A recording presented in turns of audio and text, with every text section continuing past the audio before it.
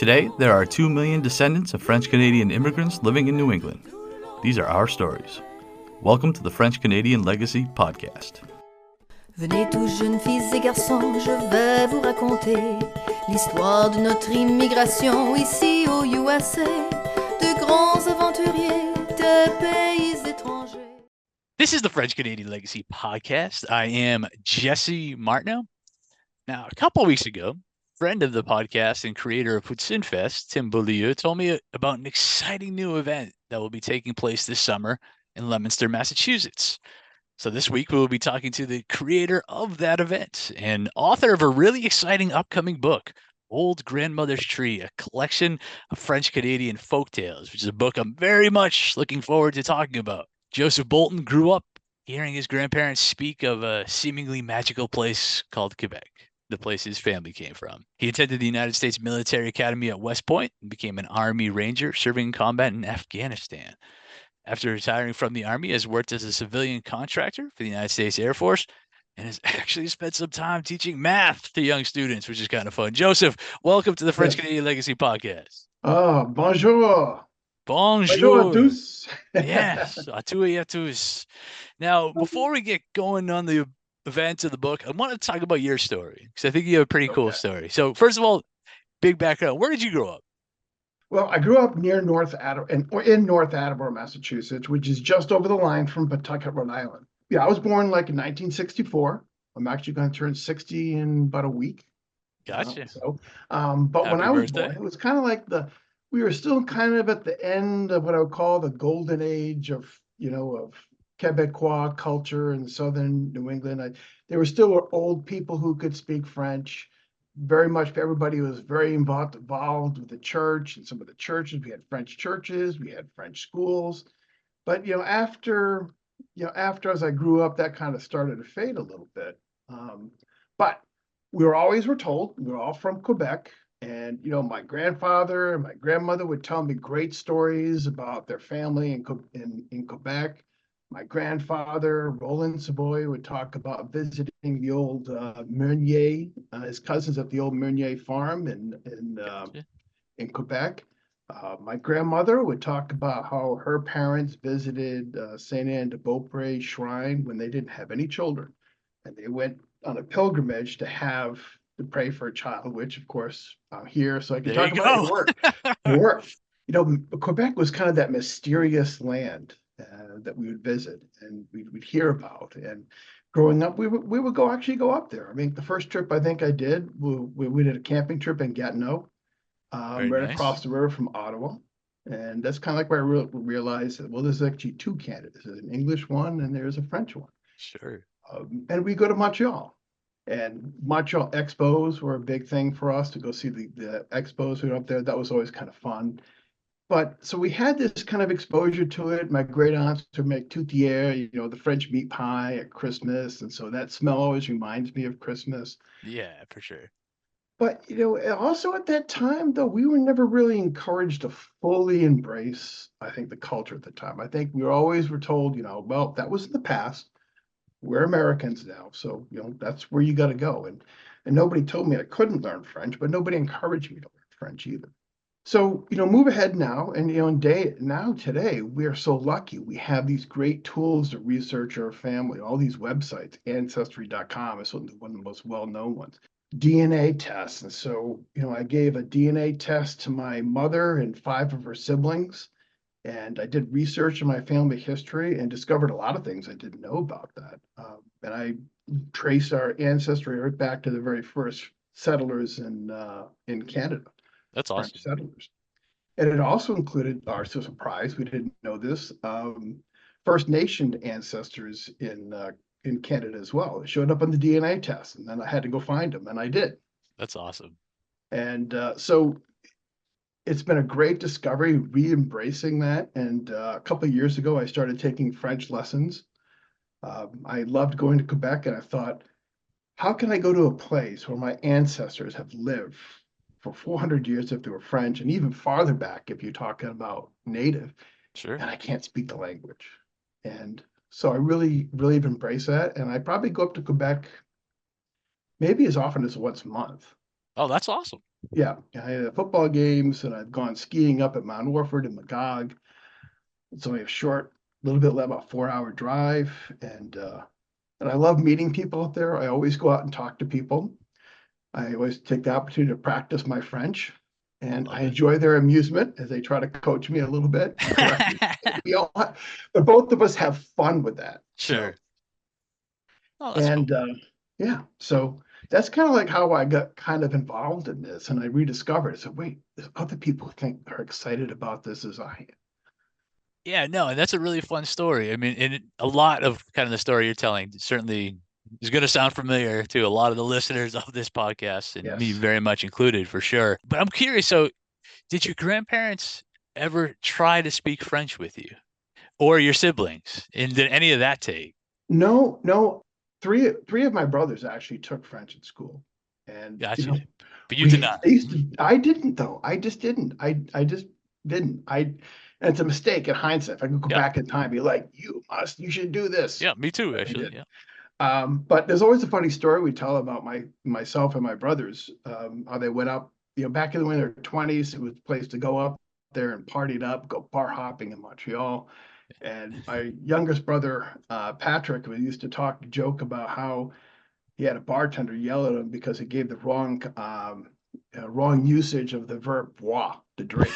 So he was giving him this big lecture, angry lecture, and slamming down cup glasses and stuff like that. But That's so awesome. that was kind of a crazy thing. And I think they actually went up there for one of my brothers. They went up to Montreal for their bachelor party. I didn't go. I was in the army, so I wasn't close by. Sure.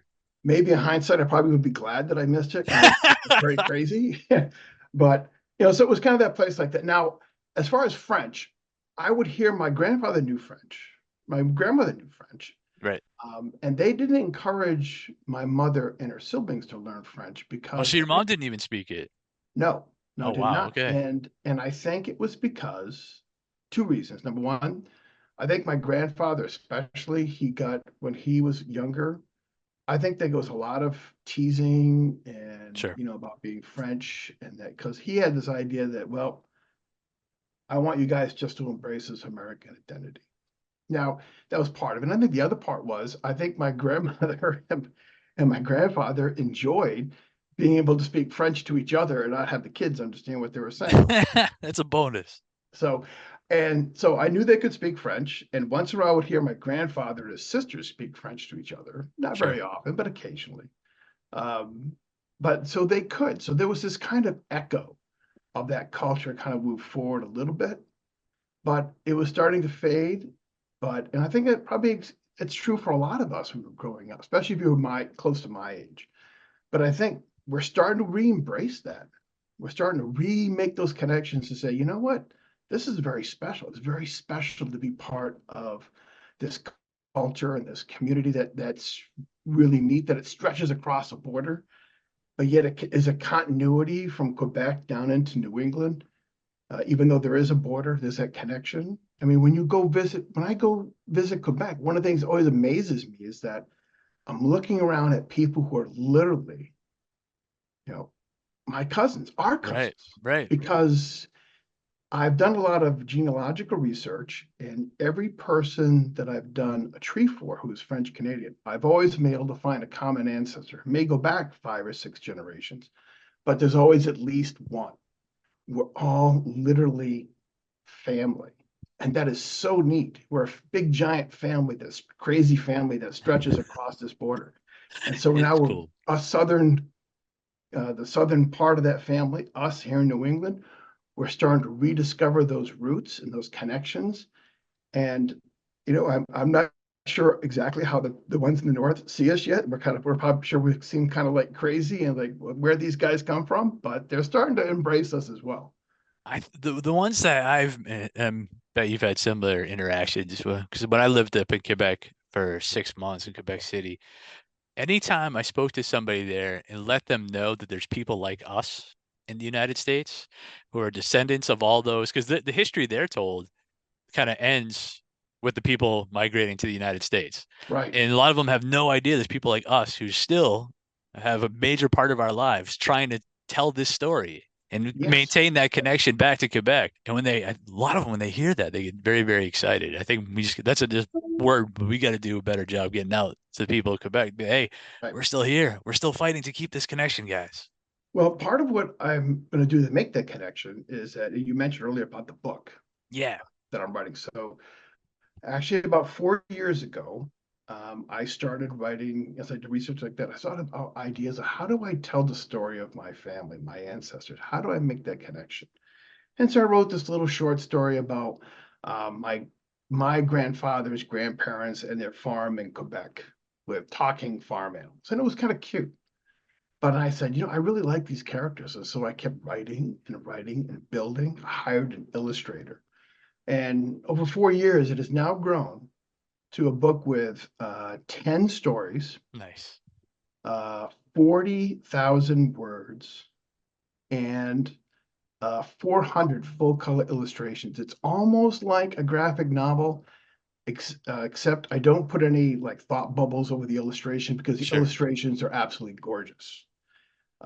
So it's a monster book, but what's really crazy about this, I took my real ancestors going back to the 1600s, both French and First Nations, specifically in this case, Algonquin, and I immersed them into this fantasy world in Quebec with trickster animals and trickster animal inspired by Micmac and Abenaki and Algonquin mythology, talking farm animals like before. Sure. And so I kind of told their story all the way to when my grandfather's parents came to Rhode Island, when they met and they came back. So it's not a realistic story. I took real people, put them in this fantasy world, and to kind of give you a sense of what the book is like. Just in the first two stories, I have a French village and an Algonquin community dealing with kind of post-traumatic stress syndrome from a Mohawk attack. And that's really true. It's a true story. That part is true. Sure. It affected my ancestors. Trickster animal characters, time travel, and a ghost. There you go. And that's just in the first two stories. Sure. That's just in the first two stories. And a wedding, too, between an Algonquin woman and a French settler. Which is also your story, right? That is my story. That's a real story. It was the French settler was named Pierre Cauque, and the Algonquin woman was named Mitio Goku. And she at the time was a young widow. Her first husband was also Algonquin. And when the Mohawks came up north into Quebec, the Trois-Rivières, her husband died in the attack, and her two children were kidnapped and taken down to the Mohawks. She never saw them again. But 5 years later, she married Pierre Cauque, and they became my ninth great grandparents. And not just mine, but thousands of people in New England and Quebec. So it's not just I tell her story and her husband Pierre Cauque's stories. I'm not just telling mine. I'm telling the story of many of us because, again, they are the ancestors of thousands and thousands of people. And I did it kind of when you see the book, when you get a chance to read it, I expect to have it finished probably July. Perfect. Finally. I think you'll really would like the story, and as well as the illustrations, it carries almost every page has an illustration on it. That's so cool. No, I'm excited about this. And how did you even make that discovery? Because I had read, the story of that particular ancestor you were talking about. And how are you even to find her story of losing her husband? That's really interesting. Really interesting. So I told you that, when I did the DNA test of my mother and her siblings, they all showed that they had Native ancestors. Sure. And we weren't told that growing up. Now it turns out some of my grandfather's cousins knew, but my grandfather, if he knew, he didn't tell us. Yeah.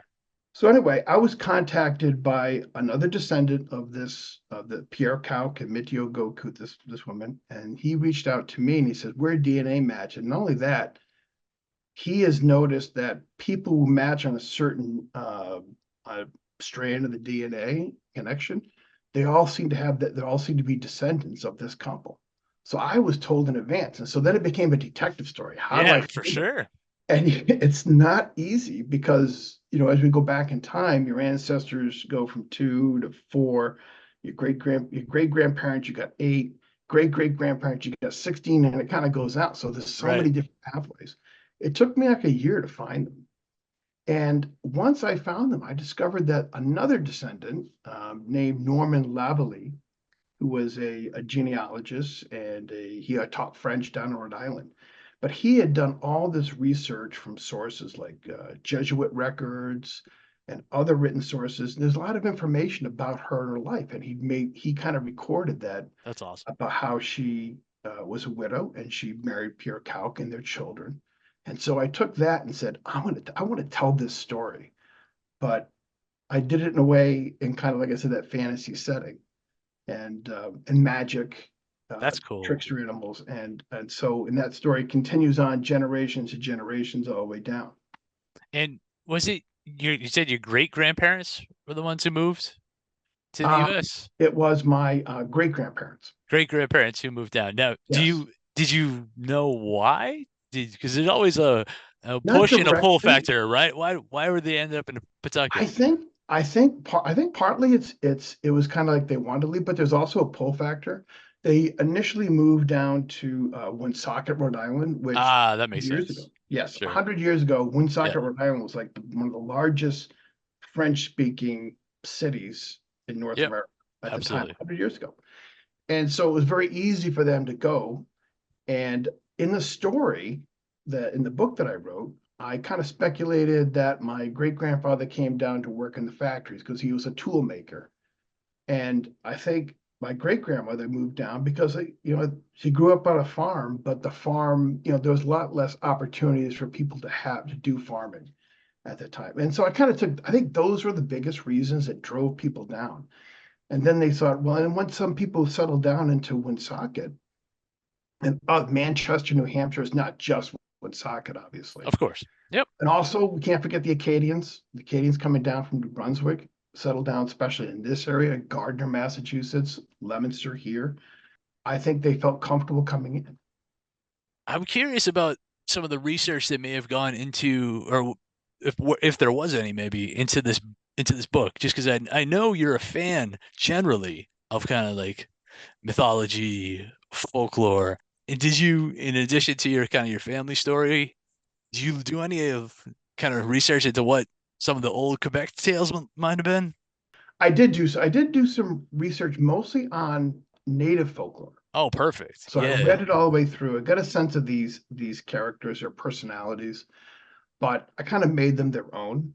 So I also did research on um, some of the food that people would eat back then, the clothing, native clothing and native lifestyle at that time period was very important to research for me as well. for So sure. I tried to get. I'm working with an illustrator, a young woman named Natasha Pelly Smith. She lives in Toronto. She was born in Newfoundland, and although she's not of Quebecois or ancestry, she is of Cree and Ojibwe ancestry as well. So she was very interested in doing the story and doing some of that research. So we tried to make it very authentic, even though it is a fantasy setting. Sure. Tried to make the settings themselves very realistic as far as the clothing, the talk, the way that they dressed. I even have an appearance of the Mounties in there, and I was very careful Cool. not to call them the Royal Canadian Mounties. They were the Northwest Mounted Police at the time, back in 1902, when the story takes place. That's awesome. So I did do a lot of research on Sounds like that. that for sure. I did discover some stories. I know that the story I just discovered maybe within the last 6 months from now was like a flying canoe story. The Chasse Gallery is one of my Yes, favorite Chef Gallery. stories there is. Yeah, So I don't have that directly in the book. However, at the very end of the book, some of the characters have a kind of a look ahead on some of what happens to some of the characters in the story. So I have these twin girls with their family go to uh, Whitehorse to settle up there from Quebec. And I have a scene where they're riding with their husbands and their husbands and their children. They're running away on dog sleds to escape the flying canoe, That's with the cool. devil behind the flying canoe. So That's it's in the awesome. book. It's a scene, There you and you go. can see it right in there. So I think it's going to be a follow-on story I'm going to write, I because love it. there's so many stories to write, but that's one I'm going to definitely do. That's one of my Like, favorite. Those who know me know I actually in my office at work, I have a wood carving I purchased in Quebec City of the Chasse Gallery that is worth more than my car. And people who have really? seen my car would probably be way less impressed by that. But yeah, no, I think it's an amazing story. It's way, way fun. The imagery of it, I think, is incredibly cool. Definitely want to get one up in my house too. Right, right. But And deals with the devil, of course, is a very common mythology thing. for sure. Trickster animal characters are very universal to mythologies all around the world. So it's very easy to kind of incorporate those elements into the book and have my real ancestors interact in these kind of environments. Now, one of the questions I always like to ask when I speak to authors, 'cause I find it fascinating because I'm sure if I ever wrote a book, it would drive me completely nuts, is the title. How did you settle on the title of Oh, Old Grandmother's Tree? it's had a lot of titles. I think this one I settled on because the second story of the book is called Old Grandmother's Tree. In that story, my ninth grade grandmother, Midyo Goku, meets out on her wedding night. She wakes up early in the morning the next day and she meets the spirit of her first husband, who basically tells her, it's okay. Stop looking in the past to what, our life was. Make a new life, make a new start, embrace your new husband and have beautiful, daughters who are kind and beautiful, just like you, and strong and brave sons who make their father proud. And so he kind of gives that encouragement. And while the spirit of her husband, first husband, is speaking to her, we introduce those native trickster animal characters. And in Gotcha. that story, Mewan the bear, he's one of the characters.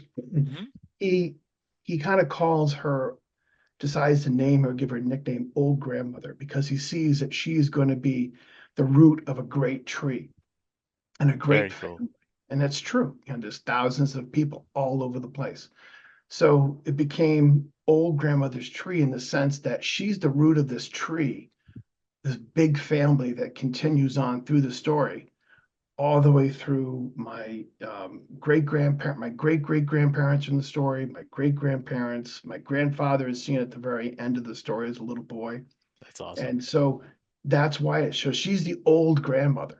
And as the story progresses through the rest of the book, she's frequently referred to by other characters, especially the trickster animals. And they'll always refer to her as the old grandmother. And it's a kind of reminder of how that connection, how our roots as French Canadians, whether we're Quebec or Acadian, our roots go very deep into this land we call Quebec and Nova Scotia and New Brunswick. And that's what it is. She's one of those roots. That's And awesome. so that's how I called it Old Grandmother's Tree. So she's kind of like the central character or the root that holds the whole book together. I love that. That's very cool. Now, I did see a couple of different versions of the cover of the book because one of them is entirely in French. So I That's have right. to ask, is this going to be published in both languages? Absolutely. Oh, that's Absolutely, it's awesome. going to be. Yes. So although I can kind of speak French, I can read French better than I can speak it. I'm not as well versed in it that I can write Sure. in French. So I wrote it in English, but I had the book translated, every story translated in Montreal by a graduate student in McGill University. She is actually, her graduate work is in translation. So That's she's like the awesome. perfect person to do. So specifically, that the language is to be Quebec style French, including idioms in there. Very Quebec feel to it. Somebody reading this book in Quebec or New Brunswick is immediately going to recognize that, oh, that's our French. That's awesome. So I didn't write this book for the people in Paris. I wrote the book specifically for not just us here in New England, but I wrote it very much with the idea of the people in Quebec and New Brunswick that we're part of that community. So they're part of the target audience. So it will be published in French as well as English simultaneously. So in a sense, I wrote 2 books. That's awesome. No, that's so cool. Because there's a book that I wrote a chapter for. Tim Beaulieu did too, actually, called French All Around Us. And when that was translated, that was for like a Paris type market.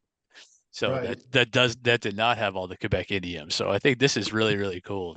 We have to talk about this event in Leominster because I want to hype this a bit because it sounds very exciting from what Tim was telling me about it. So first of all, what is this event going to be in Leominster? And where did you get the idea of throwing an event of your own here? Well, I went to talk to the mayor about having like maybe a little display about the artwork of the book. Those all Oh, cool.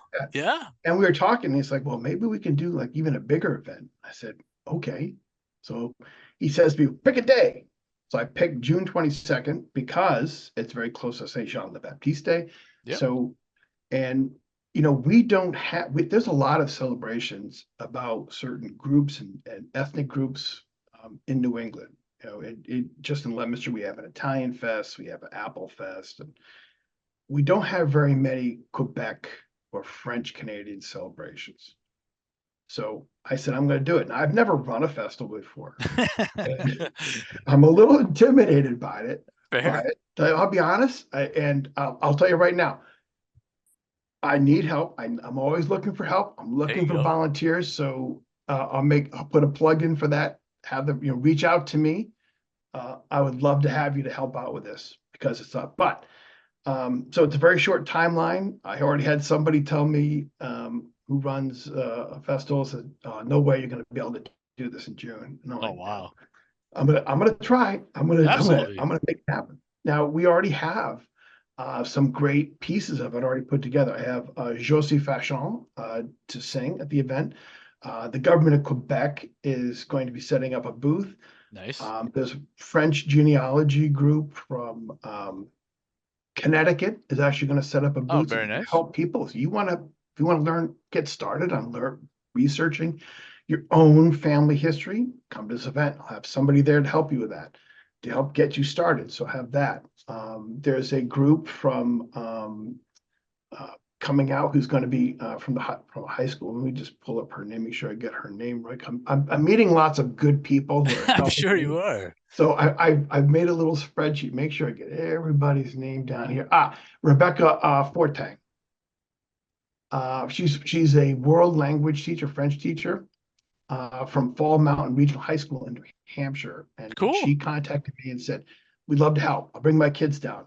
Oh, wow. They've helped out with a poutine fest. I said, love it. So they're going to help out with some games. Croquet is one, face painting. They're going to help organize it. So I got them. I got the poutine ladies coming down, but I do need more food vendors. So putting a plug in right now, contact me. Love to have you. I need more artisans, people who are making, French Canadian kind of crafts. Come on down. Love to have you. I'm in negotiations right now to get these ladies to come down from Quebec. They're called the Mystica Circus. Okay. And I met them this past week. I don't know how well I can share photos of like that, but I was up at Magog, Quebec, which is just over the border from Vermont. In fact, from the ski mountain, Mount Orford, right there, you can see Jay Peak. So that's how close it is to Vermont. But anyway, they had their own fête de neige, and I met these 2 ladies on stilts that are dressed as lumberjacks, giving spoons. Okay, so it's like, that's cool. I like that. You guys are cool. So I've been negotiating with them to get them to come down. I'm also working with a company out in Quebec that makes the kin ball. I never heard of kin ball until recently. Somebody mentioned it to me, and I've talked to people at this. The company is called Omnikin. Okay. And there's this new game that's really hot in Quebec right now. It's called kin ball. They take this ball, inflate it up, and it could be like 4 feet in diameter. Oh, wow. All right. And it's almost like volleyball without a net. You have like maybe 3 teams at a time, and you try to keep that ball in the air and not let it touch the ground. Okay. I've never played it. I'll play some kin ball. Okay. It's Quebec. So working, trying to negotiate with them to also come down and set their ball up and kind of introduce us to this great Quebec game because I love it. Quebec, because it's being played in Quebec. Well, we should play it too I down here love in New that. England. That's really cool. I didn't mean to cut you off. My fault. What are you hoping to call this? Well, I think right now it's going to be called the Leominster French Canadian Festival. Not very imaginative, but it's a working title. Yeah, it says And what that it may is. change. I am having someone design a logo for this. Nice. Now, this logo is going to have a Quebec flag. Sure. It's going to have an Acadian flag. Nice. And because it's in Leominster, it's going to have a pink flamingo, which is like the mascot of Leominster. Oh, really? Yes, That's I love awesome. it, but pink flamingo. Featherstone, the pink flamingo. So anyway, I'm going to have a pink flamingo on this logo. And I've asked the designer to have the pink flamingo be dressed as a lumberjack. That's awesome. So That's going to be so fun. I'm looking forward to seeing this. This is going to yes, be I'll cool. definitely send it to you when it's done. I expect the Absolutely. first draft of it to be ready this weekend, is what I've been told. And Oh, once I have that, I'm going to set up a web page, Facebook page for the event. sure. So, but I held off on that right now until I get the logo. I want to have the logo set and then put it out there and say, here we are. That's All awesome. right. Talk to me, share ideas, and I'll let other people know what events are coming up and who we have joining us on our team and who's going to be there. I think for me, success is that, we have, a great event for a few hours on a Saturday afternoon. We all have a good time and we establish the roots for this to continue to grow and to have it next year. That's what I'm hoping. And I'm building it from scratch.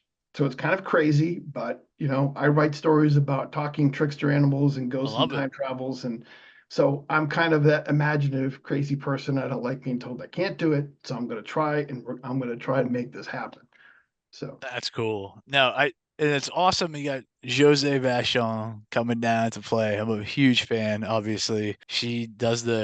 We use one of her songs as the intro for this podcast. oh, okay. And Yeah. have from the beginning, which is awesome because every time I've gone to see her in person since we started the podcast, she's played the song and mentioned that it's the intro because she's Oh, just a great. very cool Wonderful. person. Anybody who wants to participate in this, anybody who wants to help. And so if you want to set up a booth, contact me. If you want to, food vendor, contact me. Let's talk about that. And again, I do need help. Right now, I'm a committee of, I think, 2. I had somebody volunteer to kind of take over some of the food stuff for me. So Nice. I've got a regular full-time job. I'm still working on my book as my second job. And now my third job is trying to set up this festival. So yes, contact me, volunteer to make it happen. And I was talking to Tim this morning. And he's been a good mentor for me. He knows how to pull off a festival for and sure. He's very good encouraging me. And he said something really important today. He said that he wants to really encourage these kind of events because he doesn't see it as competing with his event, the Poutine Festival. He sees it as the more we get that tide to rise up, all the boats are going to come up with it. And so getting events like this, it could be the same day as the Poutine Fest. He doesn't care. It's just we all get it. We grow that excitement of that French Canadian culture. So he's really trying to help me. He's really paying this forward to help me out and coach me on this, encourage it. So he wants this to happen as much as I do. I love that. And he doesn't have to be involved, but that's what he is. So again, I would encourage everyone out there who may be listening, if you want to participate, you live near Leominster, follow Tim's example. He's helping me. He doesn't need to help me. But these events take work and they take support from the community. And then when we all work together, we can all make great things happen, have fun. So, well, we may have to set up a booth for the podcast then. Great. Get down that there. Would be awesome. I'll talk to Mike, who produces this, and we can head down. What I'm excited about specifically with your event, though, probably for the same reason Tim is that forever up here, at least story I heard, was that the French culture it's either dead, or if it's not dead, it's dying. And it's just a matter of time before it will be dead. And every time, and that was a major motivator to start the podcast. But every time somebody throws an event like you're doing or publishes a book like the one you were putting out, that sends a very clear message that we're very much still here. We are very much active. We are still getting a bunch of stuff done. And that's very, very cool and very important. Yes, and I didn't realize that until recently, but that's part of the fun of getting involved as you get to make these connections. You realize, wait a minute, there's other people who feel the way I do. And we think sometimes I think some of that French culture is a little hidden or maybe in the background, but it's still there. For sure. I'll go to St. Cecilia's church in Leominster, which was founded by an Acadian culture. And there's still people there that speak French. And, it's fun when you see these little old ladies and they speak perfectly good English, no accent, but you start engagement in French, they'll turn right on and start speaking bet. French. It's like, oh, so it's not gone yet. It's still here. Now, yeah, this conversation has been awesome. Been a lot of fun. We've been joined by Joseph Bolton, the founder of a brand new festival in Leominster, which is exciting, and the author of an upcoming book, Old Grandmother Street, a collection of French Canadian folk tales. Otherwise known as L'âme de l'ancienne grand-mère. Perfect. And if people want to follow your events to learn more about it, or people want to follow the book so they know when and where they could get it, how can we point them in the right direction? Okay, the Facebook page is not set up yet, but I'm hoping to have it set up next week for the cultural event. I'm building a web page for the book.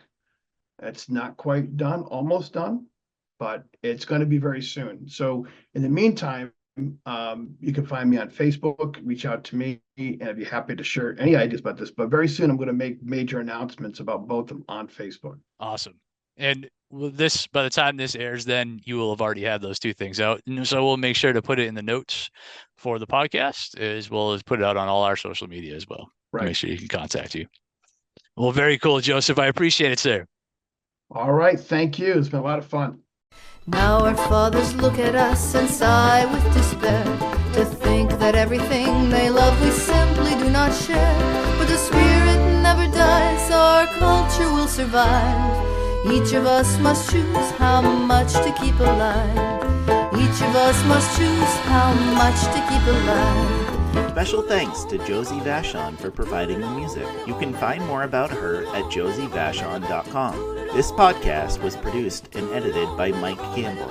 If you have any questions or comments, please email us at fclpodcast@gmail.com. You can also follow us on Facebook, Twitter, and Instagram at FCL Podcast for more information about the topics discussed.